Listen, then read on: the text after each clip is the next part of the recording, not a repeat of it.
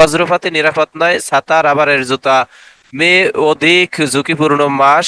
কংক্রিটের মেঝেতে শোয়া ও দেয়ালে হেলান দেওয়া নিরাপদ নয়। বজ্রধ্বনি শোনামাত্র ঘরে যেতে হবে। সারা দেশে সম্প্রতি বজ্রপাতে দৈনিক গড়ে 15 থেকে 16 জন মারা গেছেন। সাম্প্রতিক এই দুর্যোগে প্রতি বছর 3 শতাধিক মানুষের মৃত্যু হলেও হঠাৎ এ সংখ্যা নতুন করে ভাবিয়ে তুলছে সংশ্লিষ্টদের।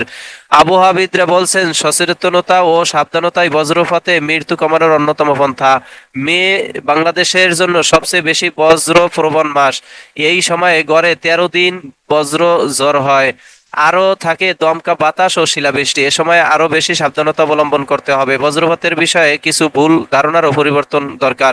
বজ্রপাতের সময় ছাতা ব্যবহার বা রাবারের জুতা পরলে রক্ষা পাওয়া সম্ভব এমন ধারণা সঠিক নয়।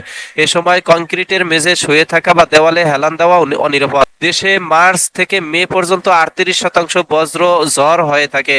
অন্যদিকে জুন সেপ্টেম্বর সময় 21% বজ্র ঝড় হয়। তবে তাণ্ডব, ধ্বংস এবং বজ্রপাতজনিত মৃত্যুর হারের দিক থেকে মার্চ থেকে মে সবচেয়ে ভয়াবহ।